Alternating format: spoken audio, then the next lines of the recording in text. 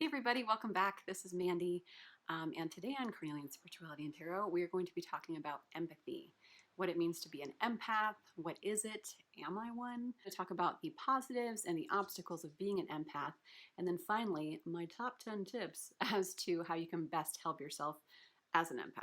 I have nothing funny to add.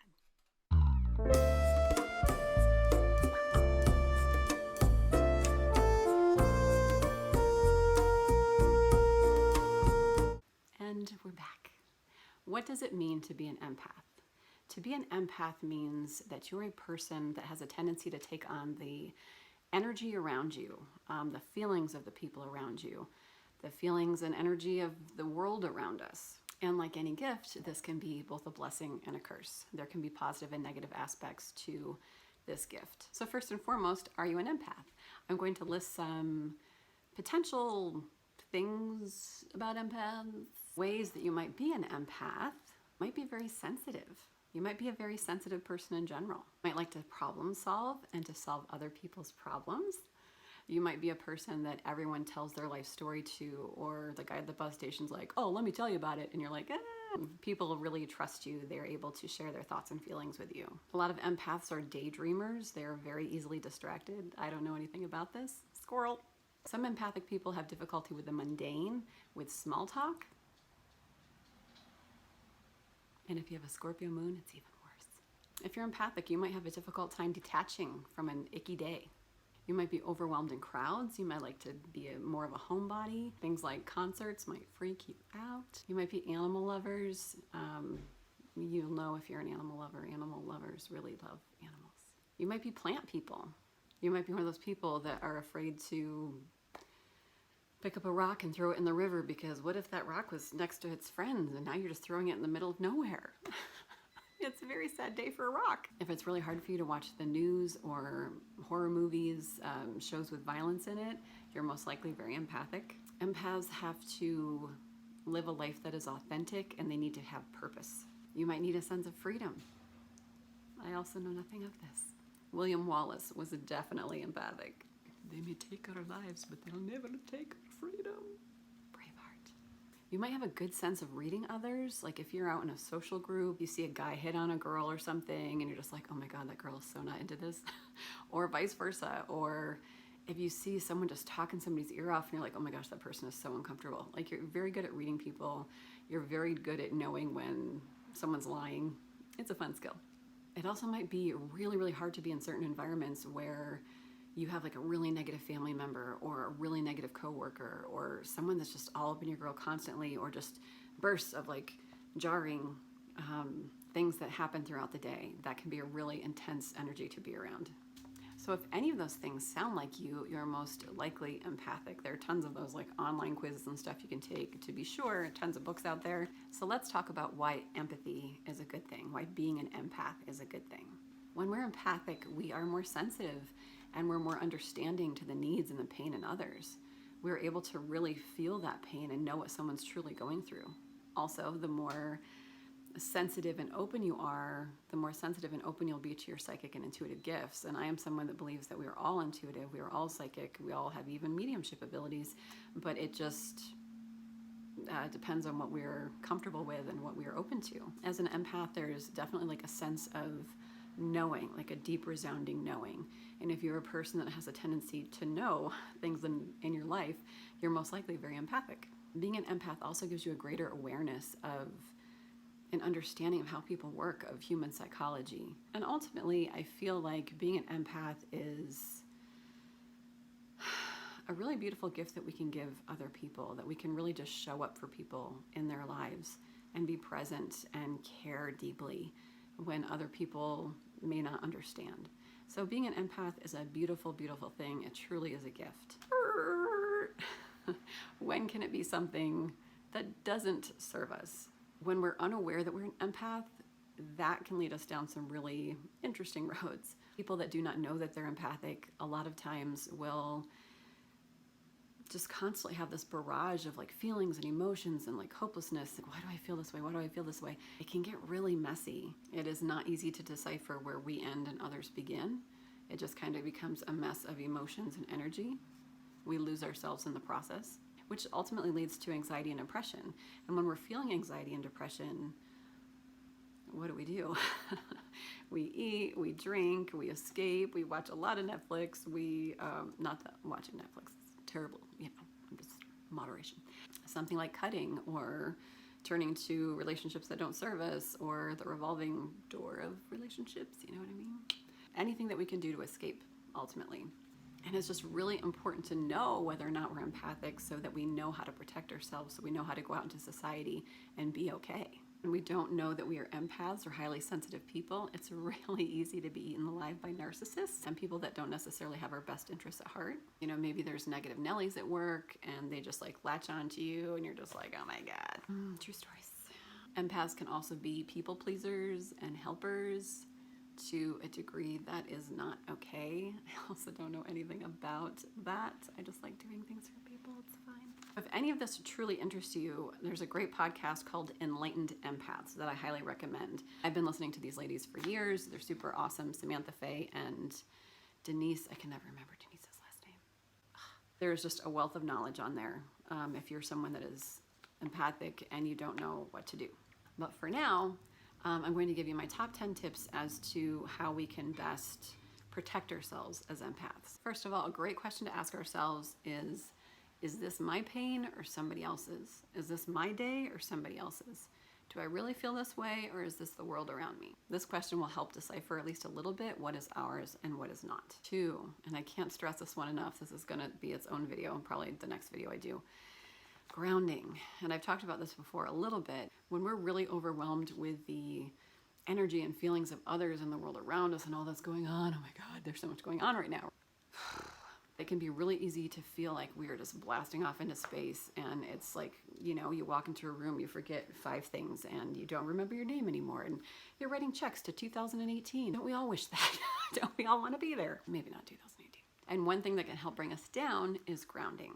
How do we ground?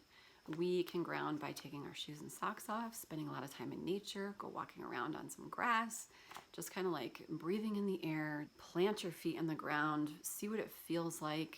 Just really be as connected as you possibly can to the earth, to your surroundings, to your environment.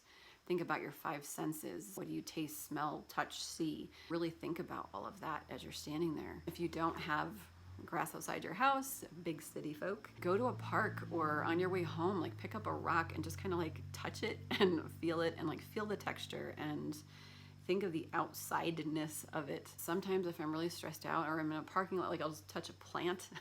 I'll just touch plants or leaves on trees or the bark of trees just to kind of like connect with Mother Earth and nature. Also, just being outside in nature is always phenomenal for anything you got going on. Another beautiful thing you can do to ground is to, the first thing you do when you wake up in the morning, put your feet on the ground, sit in a chair, and just imagine yourself covered in white light, or imagine yourself in a big bubble where nothing can get to you. You can imagine like a rhinoceros or a bull charging at that bubble and just like bouncing off of it so that you are completely divinely protected. You can also imagine just huge tree trunks. You can also sit and just imagine tree trunks coming out of your hips and your feet and just like grounding, just burying themselves deep into the earth, attaching itself to the center of the earth and just feeling like that grounded, like something pulling you into the earth so that you can't spin off into space. Sometimes if I don't feel like that's working for me, because sometimes visualization is hard, you can also imagine like medieval body armor attaching itself to you. I kind of imagine like I'm Iron Man or something, and I'm sitting there and all of a sudden it's like the chest plate and like and there goes like the back plate and the legs and the shoes and the helmet, and then it's like I'm not moving anywhere. That's also a really great technique. Whatever works for you, whatever you can imagine yourself pulling yourself, keeping your feet really, really grounded on the earth. So those are just some quick tips. We'll get into more of that in the next video. So number 1 is this pain mine or somebody else's. Number 2, grounding. Number 3 is being quiet and still, finding solitude. There is such a difference between solitude and loneliness.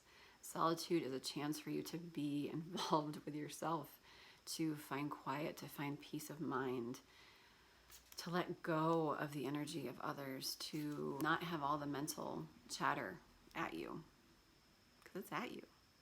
It's offensive. It's aggressive. It can be really hard to exist in the world sometimes. And so having that quiet and stillness, not even music on, not anything, just quiet and breathing. Amazing. 4, this is a big one, setting boundaries. Man. Especially if you're someone that's a people pleaser, especially if you're an empath that's a giver. Oh my gosh, people will take and take and take and take, and a narcissist knows an empath. Empathic people are very, very, very loving and compassionate, and they just want to help people, and they just want to fix people, sometimes to a degree that does not serve them. But setting boundaries with people is so important because empaths will absolutely be steamrolled. How does this show up for us? Why would we need to set boundaries? Oftentimes, as an empath, people have expectations of us. In general, in life, people have expectations of us, the role that they want us to play. And as empaths, we are usually the givers. We are usually the people making dinner for everybody. We are usually the people that want to do all the gifts and want to be there and really listen and really help and like, oh, I just want to give my soul to you because I care so much. And sometimes it's like, no, like, who deserves that love and attention? Boundaries are so important for empowered empathy rather than codependency. Because as empaths, we have huge hearts. We care about people. We can feel the tenseness, the pain, the anxiety of others, and we just want to take it, right? We just want to take it. And so we do, and then we've got it, and then they feel good, and we feel like crap. You know what I'm saying? It's not a good exchange. And that's why boundaries are so important, because it keeps us alive and living in a healthy lifestyle. Think of that boss that's always like, hey man, like I just really need you. I just really need you. Okay, there's a million people that can do the same job. Don't think that highly of yourself. If you were fired tomorrow, someone would be hired, and like you are not. Don't think that highly of yourself. Anyone can do the job that you do. Okay. Oftentimes there are those bosses that will absolutely go to the same person. I've been guilty of it myself as a general manager. I'm like, hey, I'm just really depending on you. Thank you so much for being there for me. And I look back and I'm just like, oh God, like I really suckered that person in. So if we don't set boundaries with people, they will just continue to take and to walk all over us. And it's not necessarily a conscious thing. Like not everybody comes out swinging like, you're going to do this for me. You know, not everybody is a raging narcissist. Some people, you don't even mean it. But oftentimes, you know, especially playing the roles of family or playing the roles at work or the expectations that people have of us, if we don't set boundaries immediately, you know, people just take and take. So ways that we can set boundaries, that should be a whole other video, is just saying no. Let your no be no. An example for me setting boundaries, you know, is back like when I was doing photography and I was like, oh, I'd love to do a photo session with you. And it's like, great, here's my prices. Okay, because we're friends, but 40 hours of editing. Okay. Setting boundaries can be something as simple as like your roommate eating your food all the time and just being like, I'm locking this shit up. You know, or like whatever. That's a really stupid example. It shows up in a lot of different ways, and we're just like, oh, I don't want to rock the boat, and like, oh, it's not that big a deal. But the next thing you know, it just snowballs right into a big ass avalanche of taking. So set healthy boundaries. No means no, and you don't have to explain your no. No. Hey, Mandy, we're doing an event for the city. We would love to have your cupcakes there. No. Oh, is there something going on? No. Oh. You don't want to bake? No. No. No. No. No. No. It just, no means no. Just keep saying no. I think we're on number 6. Pay attention to who you're hanging out with. Your friends, your coworkers, just the people around you. Who makes you feel good? Who completely drains your energy? I think we've all had that friend that we'd go home and are just like, oh God, she's so negative. And it's like, why are we still friends with that person? And it's not that we want to, you know, do the whole positive toxicity, something, whatever that term is, to only hang around with like positive people. That's really annoying and obnoxious, and it's not human. But if there are people in your life that are truly draining you, that don't give anything to your power pack, that are never there for you when you're there for them, that is a toxic relationship, and it's got to go. Number 7, crystals. Crystals may not be something that you're super into, but if you are open to it, okay. Black obsidian or black tourmaline are crystals that are for protection and for repelling negative energy. So they're great to just have in your pockets, keep in your purse, just forehead, you know, just attach it to your forehead. But both of those crystals are crystals that are going to help keep us grounded and protected. I think we're at number 8. I think I've got more than 10. Whoopsie. Another little trick you can do is if you come across people in your life or that you have to work with or bosses or whatever that are really all up in your grill, imagine surrounding them in light. Imagine it's Harry Potter time and do your own magic. Imagine those people surrounded in white light and golden light and pink light and green light. Truly, like any color light is going to be fantastic, but pink light is for love, for emotions, for, you know, it doesn't just have to be romantic relationships. It can also just be general love. And anytime that love overcomes us, we are softened. People will feel that, and they'll feel that energetically, and you will just feel better knowing that you're helping that person, giving to them in a way that is energetically pure, that you have control over, and also knowing that you're doing something to help them, and that when you're putting out that energy can't get in. 9, cleansing your space. Grab some ethically sourced sage, grab some lavender, bay leaves, any kind of herbs. Get a little bundle at your local metaphysical store or online, and regularly cleanse your space, cleanse yourself. At the end of the day, it's great to take a shower and just imagine like that water hitting you is white light, just kind of cleansing, purifying, getting rid of all the crap of the day. Another great technique for cleansing is a salt bath. Taking a nice big bath and putting in some Epsom salts, some herbs, some essential oils, whatever, and just baking soda is also great, like half a cup of baking soda, to just cleanse, and just, you know, be in gratitude for a few moments. Anyway, you guys, that's it. I hope you found this video helpful. Again, I want to recommend the Enlightened Empaths podcast. It's fantastic. The ladies are awesome. And if you like this video, please like it, please share and subscribe. I'm so grateful that you all are here. And if you have any questions, please feel free to comment, to ask them in the comments below. Okay, take care, everybody. I'll see you in my next video. Bye.